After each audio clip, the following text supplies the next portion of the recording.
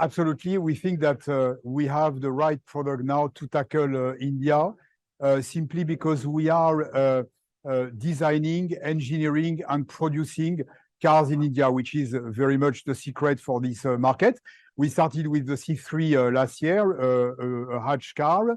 Today, we are introducing the C3 Aircross, a mid-size SUV. There will be a third car next year based on the same platform that has been totally designed and tailor-made for Indian market. Production is heavily localized in India, and we think that it's the secret to succeed in this market.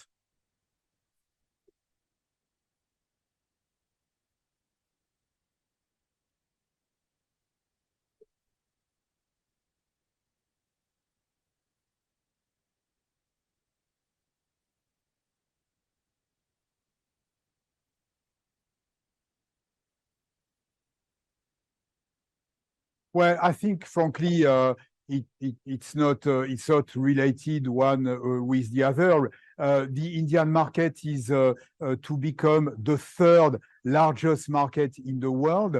It's a very tough and it's a very competitive market, but the Citroën brand, we think, is absolutely well adapted to the Indian market, and particularly, the cars have some very key features like the comfort and the roominess, and this is absolutely perfect for the Indian market. So we just have this opportunity in the Indian market, and we want to tackle it.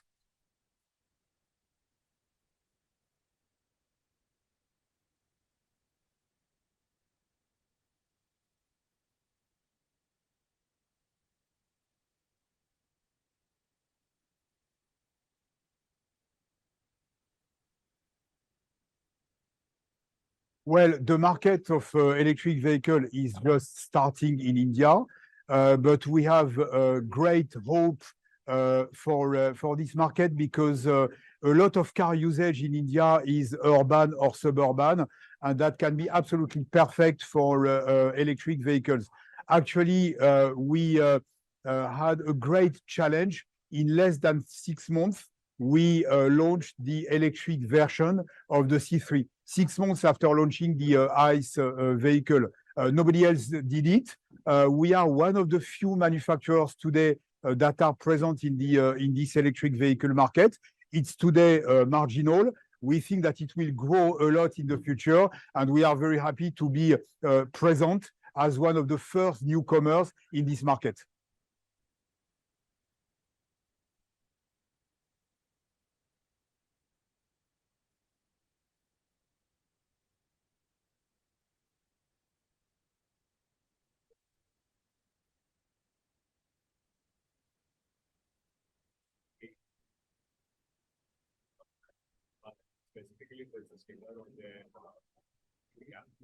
Well, at the end of the day, what really matters for a car manufacturer is, first of all, to be profitable, because this is what enables you to prepare the future, invest for the future, especially at the moment where you have so many changes in the technology.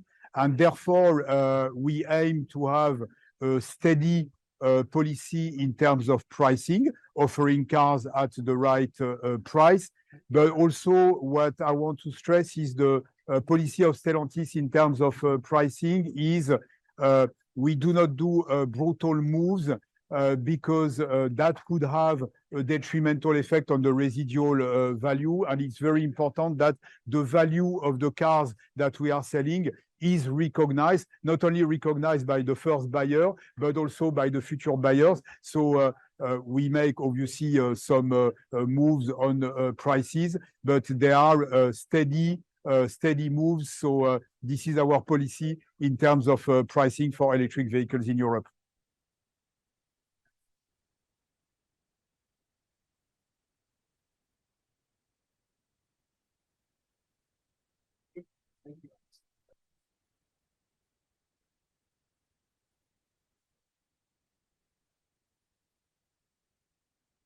Well, obviously, we can observe the challenge of the Chinese brands coming in Europe. I think that we face the challenge. We have to face the challenge.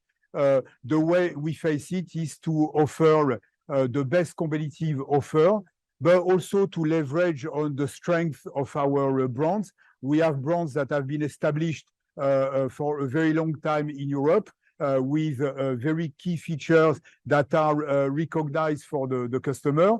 Obviously, to continue to work on the cost base of our cars, but also leverage one of the key assets that we have, which is the presence of our network absolutely everywhere, with a great coverage of the European territory. So this is the way we can face this offensive. We are very confident that with the strength of the brand, the strength of our product, we will be able to face this offensive that is coming in Europe.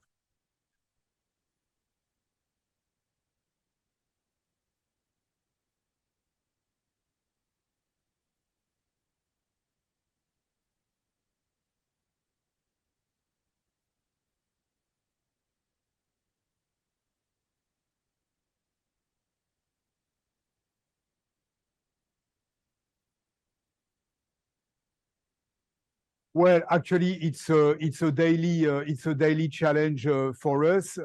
What we can observe is that the technology is moving very quickly on the battery technology. There are new possibilities, new opportunities, I would say, every day.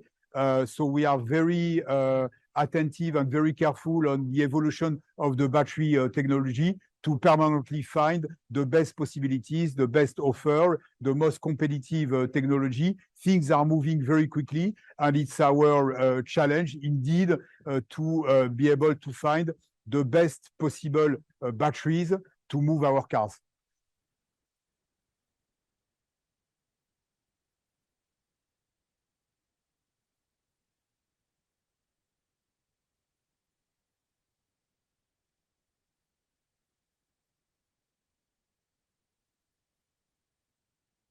Yeah, actually, I would say the peak of the crisis probably was indeed in 2022 for sure.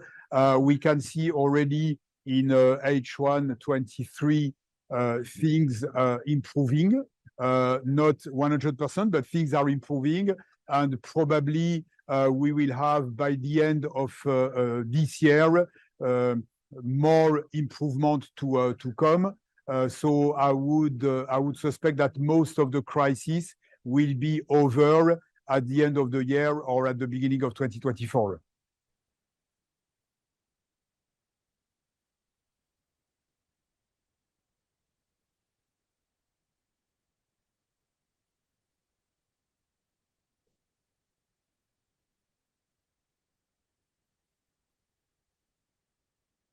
Well, actually, we can see that, for example, the European market is quite strong since the beginning of the month. I think one of the strengths of Stellantis is the fact that we are present almost everywhere in the world. That gives a possibility to mitigate one market with the other. So we think that the perspectives for the automotive market overall is great, and particularly for Stellantis, because we are growing our operations in new territories. India is a very good example. That's a very promising market where Stellantis can only grow. So basically, we see good perspectives for our industry, a lot of technological challenge, obviously, but moreover, good perspective for the Stellantis group.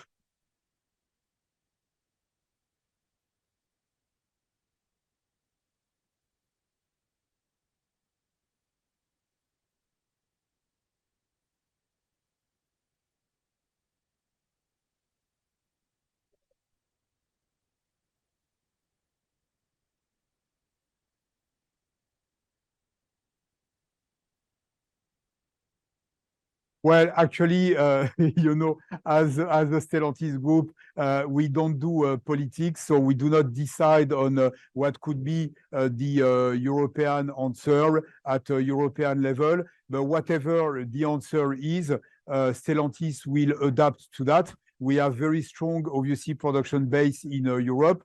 We have obviously very strong production base outside Europe, and whatever the scenario is, we think that we'll be able to adapt. But I will not make any comment on which would be the preferred scenario. It's not my business.